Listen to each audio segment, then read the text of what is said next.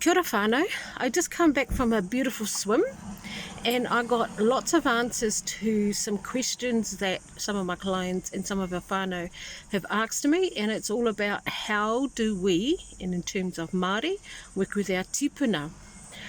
So although I am talking about my culture, about Māori culture, this will apply to all Indigenous cultures.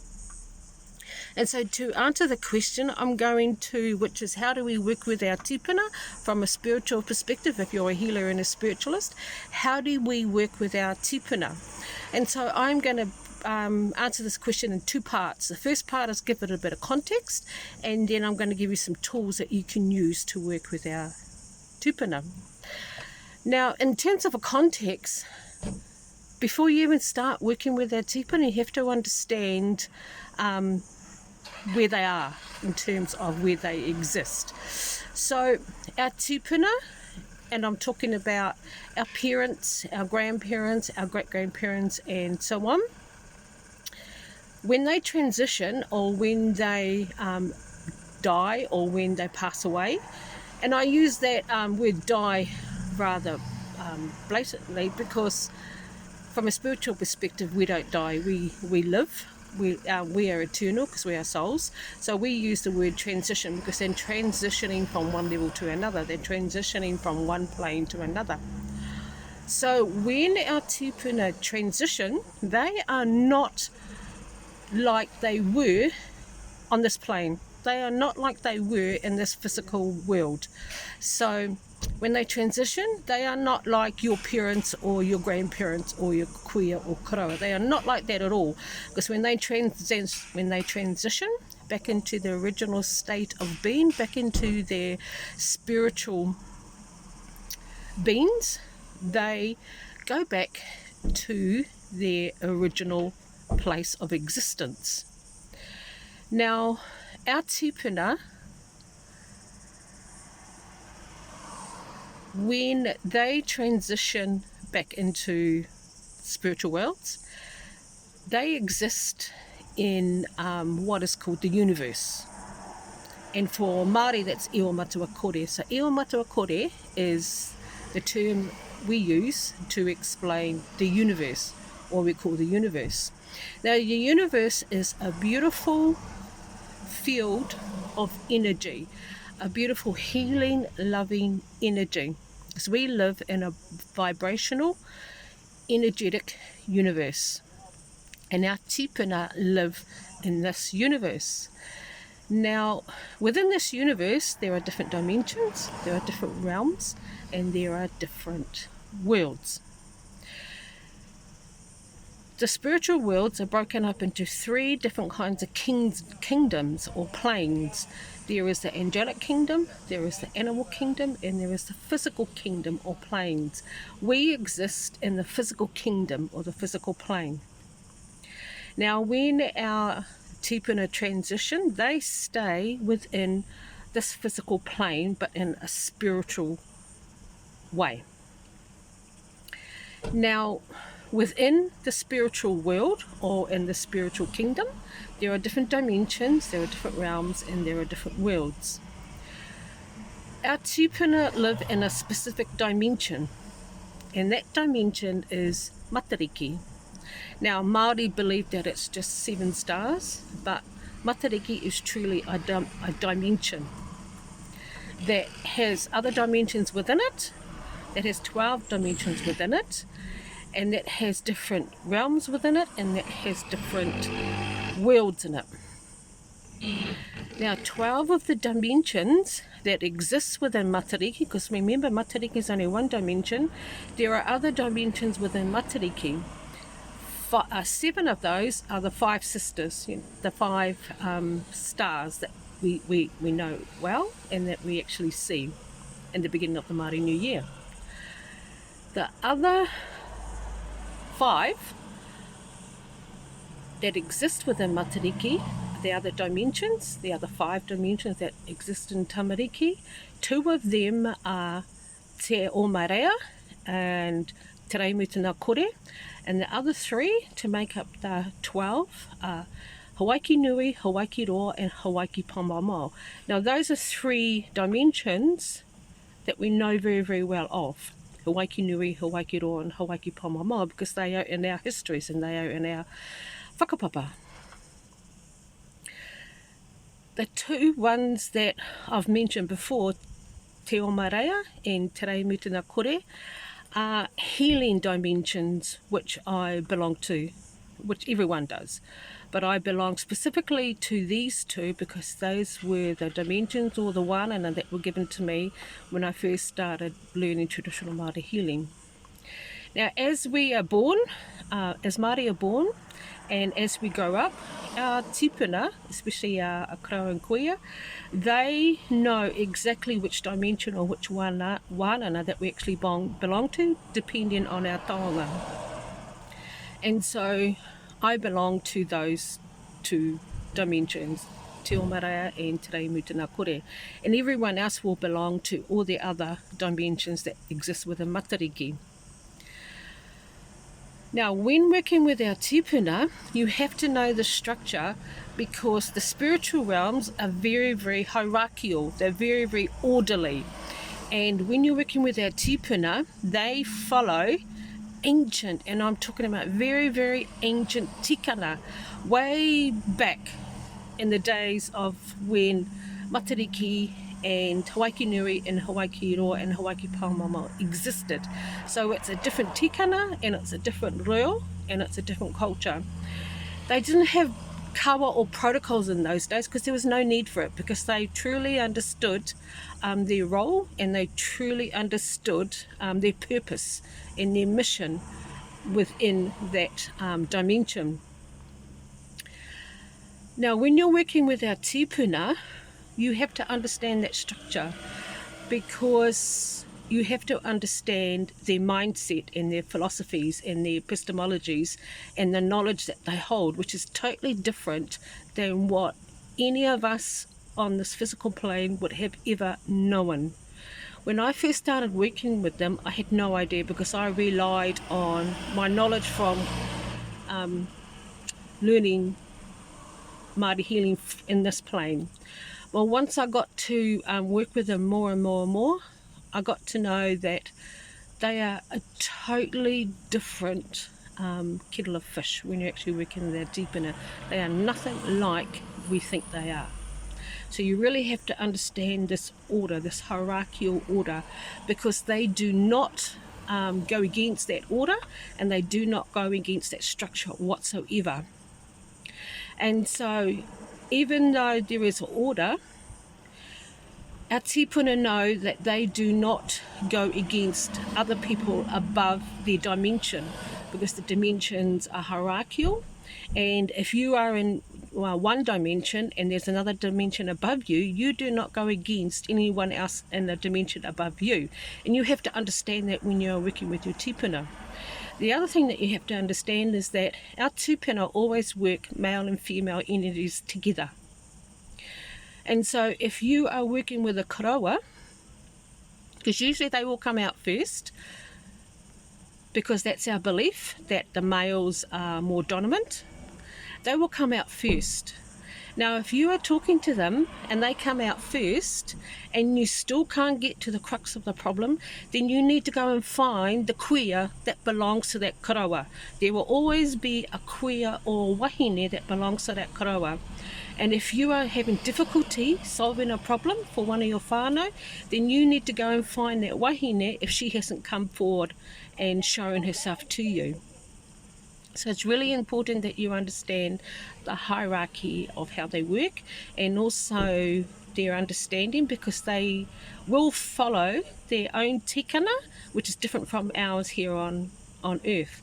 And so when you want to work with them, so when a whanau member has come to you, and know that when a whanau member comes to you, that you are also working with their tipuna, and you have to talk to them first before you actually talk to the client. You're the person that has actually come to seek help from you.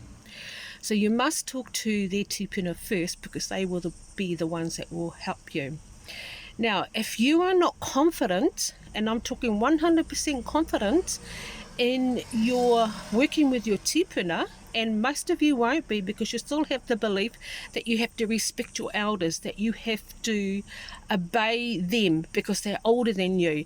Well, you got to throw that belief out the window because it won't work when working with these tipuna that are in the spiritual realms, because they don't understand that tikana at all.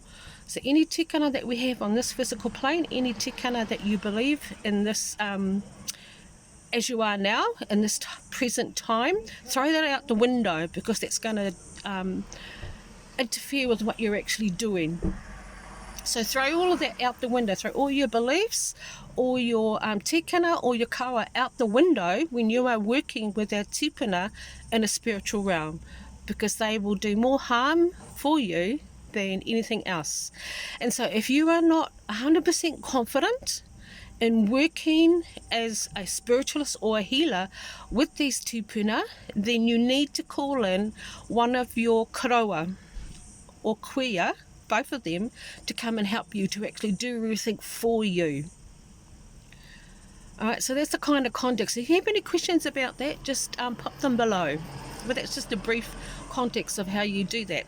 Okay, so how do you actually work with them? Number one, you have to be really, really prepared to know that when you are working with one of your whanau, with anyone Māori, that you are going to be working with the whole iwi, with the whole whanau. Even though you can't see them, you are working with the whole iwi and the whole whanau, because they do not come alone. They come with everyone. And so, you know the saying, if you marry a Māori, then you marry the whole goddamn whanau or the iwi. Well, that applies to the spiritual realms, because it's the tipuna that brought that person to you in the first place.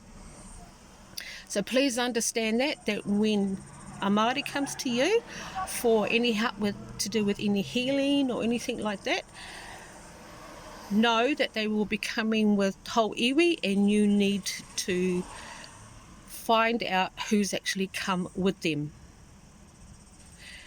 Now, when you find out who's actually come with them, you need to determine the spokesperson or the spokespeople or the kuia and the karawa that's going to be speaking for the whole lot of them.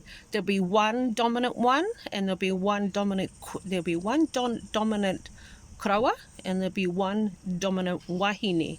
Now, like I said before, the wahine will stay back until you need her, until you call her in. If she shows herself first, then that's cool. But usually, the male or the karawa will show himself first, and then you can call it all with them. Now, if you are not 100% confident, then call in one of your own karawa or kuia to work with them. And so you tell your karawa, you give them the question that you want to ask the tipuna. I hope that makes sense. So if you're not 100% confident in your ability to work with your tipuna on their level, then call in one of your karawa and one of your kuia, and then you tell them the questions that you want them to ask your tipuna, so they can find out the answers for you, so that you know what you need to do. Because your kuia and karawa will know the tikana and the reo that your tipuna are using. So I hope that makes sense, and if you are confused, just ask me a question. Now, when you are working with our tipuna, be prepared, because a session with our tipuna could last hours, it could last days, it could last weeks, it could last months. So you have to determine the real issue and what's involved. And you find that out by talking to your kuia and karawa and getting them to find out all the information that you need to know, and get all the resources that you need to use to help the person that's come to you. Now, to connect to your karawa and kuia, you need to connect to your soul. You need to connect to your spiritual being, which is within you. And most of you would know that. And if you don't know how to do that, then you just ground yourself into Papatūānuku and you connect yourself to Ranginui, and then you would feel your energy come into your physical body. And once you're in there, you must stay in that state of being. You must stay connected to your soul right throughout the whole session, no matter how long it takes. That means you don't eat, and if you need to drink, you just drink water. It don't matter how long it takes, you don't eat and you just drink water. The reason being is that if you eat, it interferes with the flow of energy that you need to actually complete your session or complete your healing session. So your physical body is the channel, it's the conduit for all the energy to flow through you to actually do the healing. Then if you eat, it interrupts that flow of energy, because food and energy do not mix together. So you want to keep your physical body clear, resistant free, so that the energy just flows through you, and so you don't use your physical body to do any of the healing whatsoever. And you know when you have become disconnected from your spiritual being is that you feel heavier and you get tired quickly, and things take a long time to actually progress or advance in the healing session. So I hope that makes sense. Yep. So when you're doing the healing session, no matter how long it takes, if it takes days, if it takes weeks, if it takes months, cut down on your eating, especially when you're in the session and the people are still with you. Do not eat, and you can eat afterwards when they have gone. Fully knowing though that even if you are working with the whanau, with the Tipuna, weeks later or months later, that your eating habits will change. They have to, so that you can actually complete the session. Anything else? Okay, so even though Māori today are quite humorous and we're funny and we laugh and we've got a particular kind of humour, that humour doesn't go down too well with our Tipuna, because they don't understand it, because they're not humorous. You get a lot of Tipuna who are very, very regal, and I'm talking very like the king and queen kind of regal, but in a different way, because their mana is very, very strong. And you can feel that regalness when they come into the room or wherever you are. When they come around you, you can feel that regalness. Now if you feel that regalness, it's a kind of awe, a blissful kind of feeling. And if a tipuna comes into your presence with that energy, they are not funny. They're very, very serious, and they don't get our humour. So with our humour, be very careful how you use it, and use the energy of the tipuna to determine how humorous you can be. Otherwise, you've got to be really serious and really certain about how you're actually talking and approaching that tipuna. Most of them, depending on the dimension that they come from, are regal, and there are the younger ones who are more playful and funny, and you can recognize those because they will have different energy to the ones who are more regal. And I'm talking of regal, I'm talking of like, you know, I've worked with King Potato, with all the Māori kings and the Māori queen I've worked with, and their presence is very regal, and they're not funny. They don't get our humour at all. But there are other tipuna who have been on this plane, on the physical plane. They get our humour, and they're more playful and funny, and their energy is different. So you need to determine how to talk to them and how to approach them.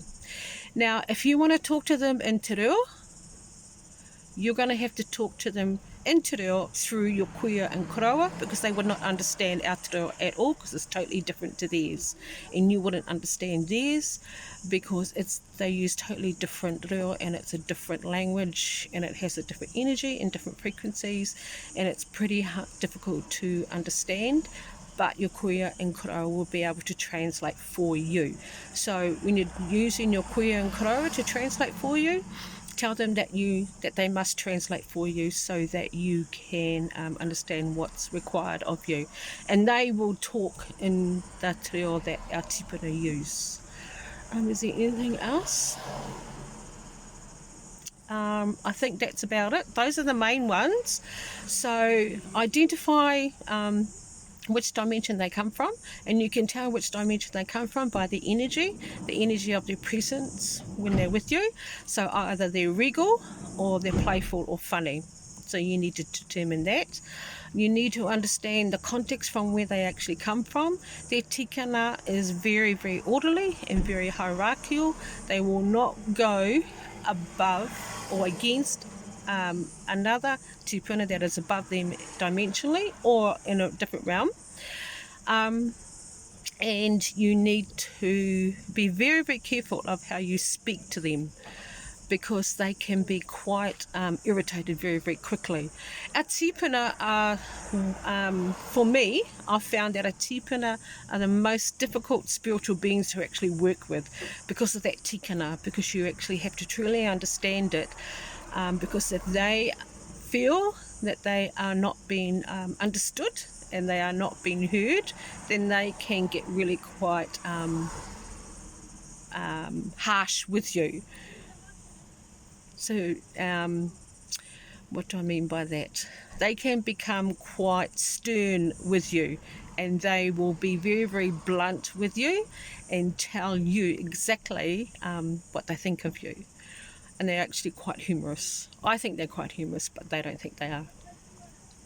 And you know, it's like when you get a growling on the marae from your kuia or your koroa. Well, it's 10 times worse with our tipuna.